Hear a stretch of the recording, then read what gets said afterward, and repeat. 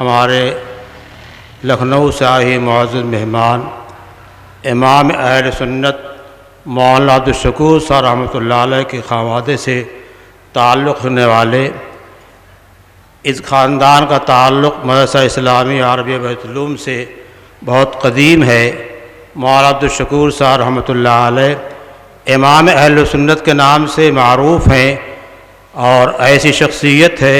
کہ ان کا قول حجت ہوا کرتا تھا، اور ان کی اقوال سے لوگ حجت پکڑتے تھے، اور رد شیعیت کے بارے میں ان کو ید طولہ حاصل تھا۔ اس کے بعد ان کے صاحبزادے حضرت عبدالحلیم صاحب دامت برکاتہم تشریف لاتے رہے، اور ہمارے اور آپ کے درمیان تشریف فرما بزرگ حضرت عبدالعلی فاروقی جو ہے ایک مدت سے تشریف لا رہے ہیں، ہمارے اور آپ کے سامنے موجود ہیں۔ مولانا کسی تعارف کے محتاج نہیں ہیں۔ مولانا عبدالعلی صاحب فاروقی دارالعلوم فاروقیہ کاکوری کے لکھنؤ کے محتمم ہیں، اور اس کے ساتھ ساتھ جو ہے مولانا کا ایک معروف رسالہ البدر جو ہے بہت ہی اہتمام کے ساتھ شائع ہوتا ہے اور بہت مقبول ہے۔ میں نہایت ادب کے ساتھ مولانا سے گزارش کروں گا کہ تشریف لائیں اور اپنے کلمات عالیہ سے نوازیں۔ بسم اللہ الرحمن الرحیم، نحمدک یا رب العالمین، والصلاة والسلام علی النبی الصادق الامین، وعلی آلہ واصحابہ الذین نجوم الہدایۃ والیقین۔ رب اشرح لی صدری ویسر لی امری واحلل عقدۃ من لسانی یفقہوا قولی۔ رب اشرح لی صدری ویسر لی امری واحلل عقدۃ من لسانی یفقہوا قولی۔ رب اشرح لی صدری ویسر لی امری واحلل عقدۃ من لسانی یفقہوا قولی۔ اما بعد فاعوذ باللہ من الشیطان الرجیم، بسم اللہ الرحمن الرحیم۔ ان اللہ اشتری من المؤمنین انفسهم واموالهم بان لهم الجنہ یقاتلون فی سبیل اللہ فیقتلون ویقتلون وعدا علیہ حقا فی التوراۃ والانجیل والقرآن ومن اوفى بعہدہ من اللہ فاستبشروا ببیعکم الذی بایعتم بہ وذلک هو الفوز العظیم۔ صدق اللہ العلی العظیم۔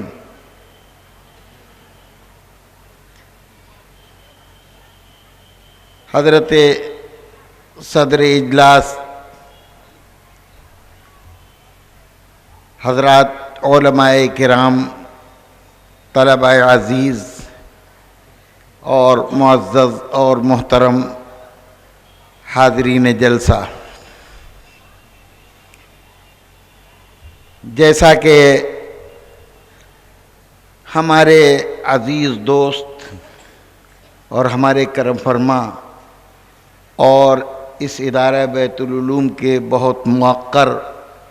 اور بہت قدیم استاذ، بلکہ استاد الاساتذہ حضرت مولانا عبدالرشید صاحب نے میرے سلسلے میں بات بیان فرمائی، تو سچی بات یہ ہے کہ آج ہی میں ابھی کہہ رہا تھا کہ 4 پشتوں کا 4 پشتوں سے رشتہ ہے۔ تو حضرت مولانا عارف باللہ حضرت مولانا شاہ عبد الغنی صاحب پھول پوری رحمۃ اللہ تعالی علیہ، جو ہمارے حضرت مولانا احمد اللہ صاحب کے پردادا تھے، ان کا قائم کیا ہوا یہ ادارہ ہے، اور ان کے وقت سے ہمارے دادا صاحب، میرے بڑے ابا، میرے والد صاحب، پھر اس کے بعد میرے سب سے بڑے بھائی، ہم سب کے اگرچہ وہ رشتے میں بھائی تھے ہمارے، لیکن عمر میں ان کا بیٹا بھی مجھ سے بڑا تھا، حضرت مولانا عبدالاول صاحب، پھر ہمارے بھائی مولانا عبدالعلیم صاحب، پھر میں خود، اور اب میرا بیٹا مفتی حارث عبدالرحیم انشاءاللہ، وہ حضرت کے وقت سے تو یہ سلسلہ جو ہے وہ الحمدللہ قائم ہے، اور جیسا کہ مولانا نے بیان فرمایا. اور ایک بات اور اس تعلق کی میں کہہ دیا کرتا ہوں کہ امام اہل سنت حضرت مولانا عبدالشکور صاحب فاروقی رحمۃ اللہ علیہ کے قائم فرمودہ لکھنؤ میں شہدائے اسلام کے عنوان سے جو جلسے انہوں نے قائم کیے، میں پوری ذمہ داری سے کہہ سکتا ہوں کہ پوری دنیا میں، ہندوستان نہیں، پوری دنیا میں اتنی طویل المیعاد 15 روز تک مسلسل، اور 100 سال تھا یہ، 100 سال ہو گئے مکمل، 100 سال سے یکم محرم سے 15 محرم تک ہر سال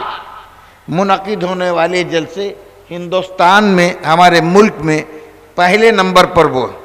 اتنے قدیم، اور جو 15 روز تک مسلسل ہوں، پوری دنیا میں کوئی ایسا نہیں. اور 100 سال ہو گئے اس سال محرم میں مکمل. اور دوسرے نمبر پر یہ اسٹیج کہ 79 وہاں یہ پروگرام ہو رہا ہے حضرت پھول پوری رحمۃ اللہ تعالی علیہ کے وقت سے ہمارے ملک میں، اتنا قدیم مسلسل بلا ناغہ ہونے والا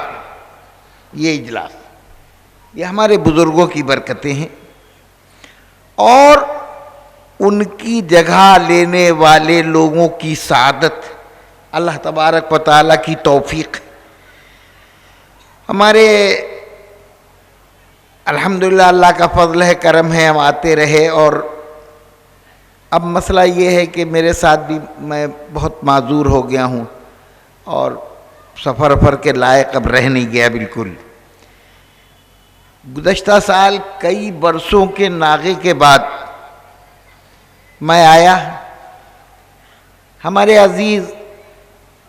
حضرت مولانا مفتی عبداللہ صاحب دامت برکاتہم رحمۃ اللہ تعالی علیہ کا اصرار ہوا، کئی سالوں سے آ نہیں پایا تھا، اور گزشتہ سال میں جب آیا تو بس وہ اندازہ نہیں ہوتا ہے، وہ والہانہ پن، وہ محبت، وہ اپنائیت، وہ رشتے. اور اکتوبر کی آخر میں 26 اکتوبر کو شاید جلسہ تھا، میں آیا تھا 26 اکتوبر کو مدرسے کا جلسہ تھا. خوب ملاقاتیں ہوئی، خوب بڑی محبتوں سے. وہ کئی سالوں سے میں چونکہ آیا نہیں تھا، اس لیے وہ یہ جو دارالحدیث بنی تھی تو اس کے فوٹو فیضان اشرف یہاں مدرسے کا جو رسالہ ہے وہ ہمارے پاس جاتا ہے، اور ہمارا رسالہ البدر یہاں آتا ہے، تو اس میں اس کے فوٹو وغیرہ دیکھا کرتا تھا. تو میں نے مفتی صاحب سے کہا کہ بھی اس کو میں بہت دیکھنے کا شوق تھا، میں نے دیکھا، میں اس کو کسی کو میرے ساتھ بھیج دیجئے، میں دیکھوں گا. میرے گھٹنوں میں بہت درد تھا، اب تو اس وقت الحمدللہ کم، اسے بہت بڑھا ہوا تھا. ان کا میں خود لے چلوں. پھر وہ میرے ساتھ سب وہ یہ رواقے پھول پوری جو اب مکمل ہو گئی ماشاءاللہ، اور اس وقت کچھ ابتدائی کام اس میں ہوا تھا، وہ دکھایا انہوں نے. اب میں نے ان کی حوصلہ افزائی کے لیے ان لوگوں سے کہا تھا، مجھے یاد ہے، شاید ان کو یہ یاد ہو، ان لوگوں سے کہا کیوں بھیا تم لوگ چرچا کر رہے ہو اتنا بیماری کا، کہاں بیمار ہیں؟ اور میں نے ان سے کہا آپ کو ماشاءاللہ ابھی یہ سب کام آپ کو مکمل کرنا ہے، آپ تو مجھ سے عمر میں چھوٹے ہیں، ابھی سب کام آپ کو پورے کرنا ہے. مسکراتے رہے. اور اس کے بعد بہرحال اللہ کی طرف سے سب فیصلے ہوتے ہیں. تو اچانک نومبر کے مہینے میں یہ اطلاع ملی کہ اللہ نے ان کو قبول فرما لیا اپنی سرزمین کے لیے، اور مکہ مکرمہ میں ان کی وفات ہوئی. اور وہ مفتی عبداللہ صاحب مرحوم اپنے پھوپھا سے بہت لگے ہوئے تھے، پھوپھا کے ساتھ رہتے تھے. تو جام صاحب میرے پاس جب میں آتا تھا رات میں، اگر میرا صبح بھی پروگرام ہوتا تو میں رات ہی میں آ جاتا، اور جام صاحب پھر اس رات میرے ساتھ رہتے تھے کمرے میں، اور اکثر مفتی عبداللہ بھی رہتے. تو اس وقت کا تعلق تھا. تو میں ظاہر ہے کہ عمر کے لحاظ سے اللہ نے ان کو بڑے مراتب دیے، بڑے مدارج دیے، لیکن عمر کے لحاظ سے جو عام آدمی کی غفلت، انسان کی یہی غفلت ہے، اور یہی تو سب سے بڑی ہماری کمی ہے کہ بہرحال تو اب اس مرتبہ میں نے ایک بات یہ کہی کہ بھائی اس وقت وفات کے بعد میں آ نہیں سکا تھا، تو کم سے کم ایک مرتبہ تو مجھے تعزیت کے لیے حاضر ہونا، اور ان جلسوں سے، یہاں کے لوگوں سے، ان حضرات سے جو رشتہ اور ربط ہے، تو میں یہ کہتا ہوں کہ میرا نہیں، مجھے تو یہ اور ان کو میں وراثت میں ملے، ہم لوگ ایک دوسرے کو، تو ہمارا اس میں کوئی دخل ہی نہیں، یہ ہم کو وراثت ملے اور ہم ان کو وراثت میں ملے، بس اللہ سے یہ دعا کر سکتے ہیں کہ اللہ اس فیض کو، ہمارے بزرگوں کے اس فیض کو اور اس سلسلے کو جاری اور باقی اور قائم رکھے، اور اس ادارے سے بڑی خدمات، اب اس کا موقع نہیں ہے، میں تو ظاہر ہے کہ میں نے اتنا پرانا رشتہ ہے اس ادارے کے بالکل ابتدا سے، دادا صاحب رحمۃ اللہ تعالیٰ علیہ آتے، حضرت مولانا عبد القیوم صاحب رحمۃ اللہ تعالیٰ علیہ یہاں کے بہت استاد تھے، اور استاد الاساتذہ، ان سب حضرات کے، ہمارے مولانا عبد الرشید صاحب بڑے مخلص، بڑے پیارے لوگ تھے، وہ میری تقریر بہت بالکل انہماک سے جب میں بیٹھتا تو ایسے بالکل بہت اہتمام سے بیٹھتے تھے، تو ایک مرتبہ میں نے والد صاحب کے سامنے ذکر کیا مولانا عبد القیوم صاحب کا، کہ وہ اس طرح توجہ، تو ان کہا کہ حضرت پوری میرے لیے اسی طرح بیٹھتے تھے اور رویا کرتے تھے، میں تقریر ہوتی تھی وہ آنسو بہاتے، ان کے آنسو بہتے رہتے، بس کہنے کا مطلب یہ کہ ہمارا رشتہ اب شاید میرے خیال میں یہاں آنے والے لوگوں میں اب میرے برابر تو ہو سکتا ہے، مجھ سے زیادہ کسی کا نہیں ہوگا اس ادارے اور ان لوگوں سے، برابری کا تو کوئی دعویٰ کر سکتا ہے، برابری کا ہو سکتا ہے، لیکن میں اس کو ماننے کو تیار نہیں کہ مجھ سے زیادہ کسی کا ہے۔ میرے شوق جبینے ہے بسایا جس کو سجدوں سے، میرے شوق جبینے ہے بسایا جس کو سجدوں سے، کسی کی ہو نہیں سکتی وہ خاک آستہ میری، کسی کی ہو نہیں سکتی وہ خاک آستہ میری۔ تو بہرحال اللہ تعالیٰ سلامت رکھے، میں یہ سوچ کے آ گیا کہ زندگی کا کوئی اعتبار نہیں، جب اس طرح تو اب کیا پتہ یہ آخری آنا ہو، اللہ قبول کر لے۔ بہرحال میں آپ حضرات کی خدمت میں حاضر ہو گیا، اور ہمارے مولانا محبوب صاحب بھی بہت پرانے ہمارے کرم فرما ہیں، ان کو کچھ غلط فہمی ہو گئی، کچھ تکلیف ہوئی، تو میں اتنے بڑے مجمع میں معافی مانگ رہا ہوں، اگر میری طرف سے ان کو کوئی تکلیف پہنچی ہو تو میں ان سے معافی چاہتا ہوں، وہ ایسی کوئی بات نہیں ہے تو اس لیے وہ میرے پرانے لوگوں میں سے ہیں۔ اور بھائی اب زندگی کا کیا بھروسہ، اصل میں مسئلہ یہ ہے کہ اب اتنا گنوا چکے ہیں کہ اب مزید گنوانے کی تاب نہیں، تو اس لیے اب یہ چاہتے ہیں کہ جو مل گئے ہیں، اب یہ ہمارے مولانا خالد سیف اللہ صاحب نے، یہ سب لوگ، اب یہ بھی میں نے ابھی کچھ دن پہلے فون پر میں نے ان سے یہ بات کہی تھی، ان کا بھی مسئلہ یہی، مجھے خاندان اللہ نے جیسے خاندان میں پیدا کیا، یقین مانیے خدا اس بات کا گواہ ہے، مجھے تصنع آتا بھی نہیں، مجھے آتی بھی نہیں وہ ترکیبیں کہ میں کہوں، میں بالکل بغیر کسی ریا کے، مکر کے بغیر صاف بات کہہ رہا ہوں کہ اللہ نے جیسے خاندان میں حاصل تو کچھ نہیں کر پایا، بن تو کچھ نہیں پایا، لیکن دیکھ لیا وہ تو، یہ سب کا ہے۔ حضرت قاری صدیق صاحب باندوی رحمۃ اللہ علیہ، ہم سب کے محبوب اور ہم سب کے مقتدا اور پیشوا، ایک مثالی شخصیت،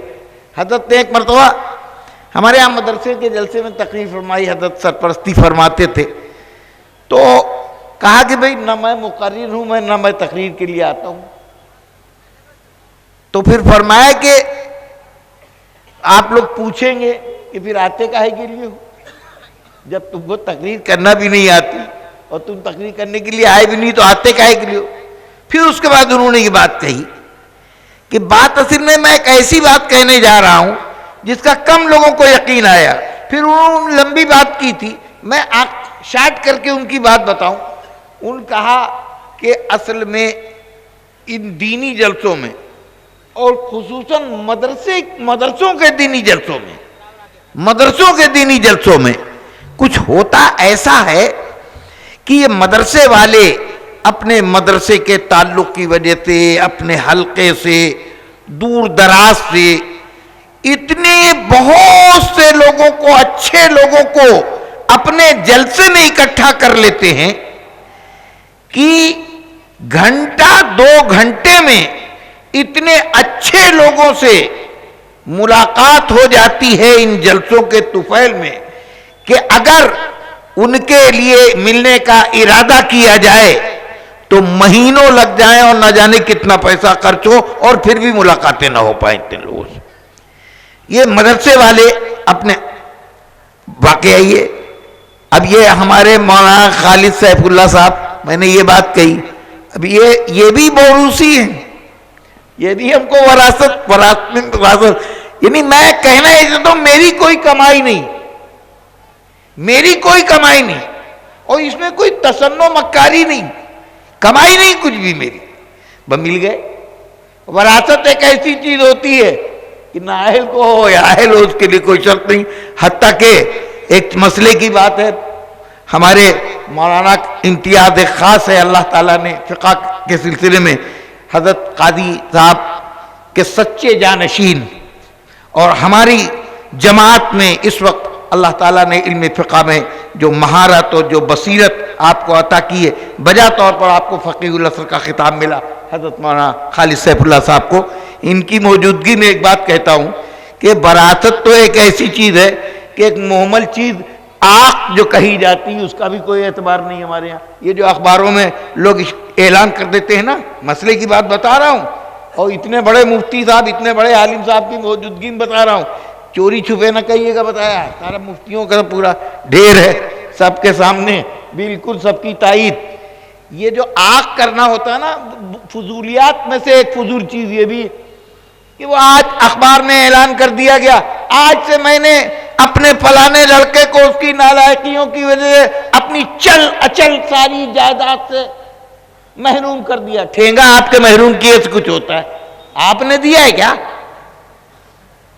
جو آپ محروم کر دیں؟ بھائی جو چیز آپ نے دی ہو آپ کو لینے کا حق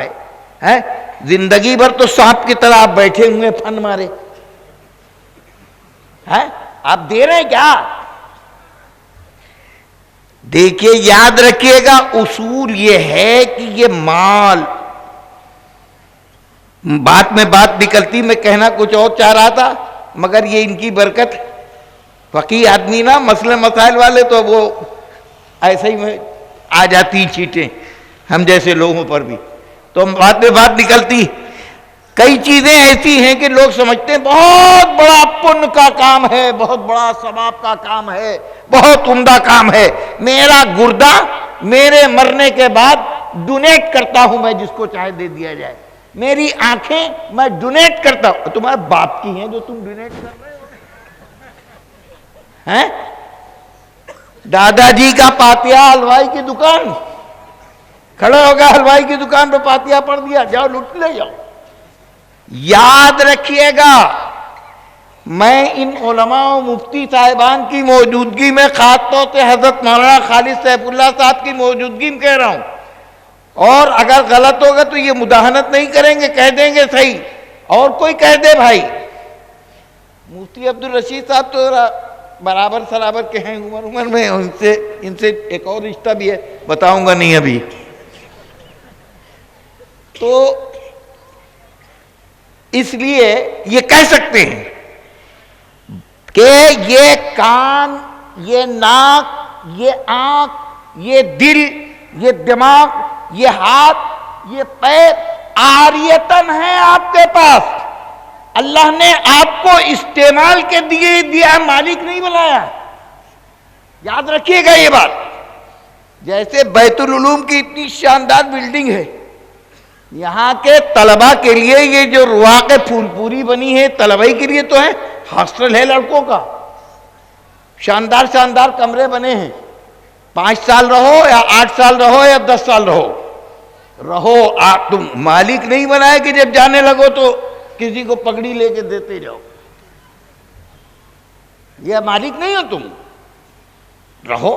تمہارے لیے ہے،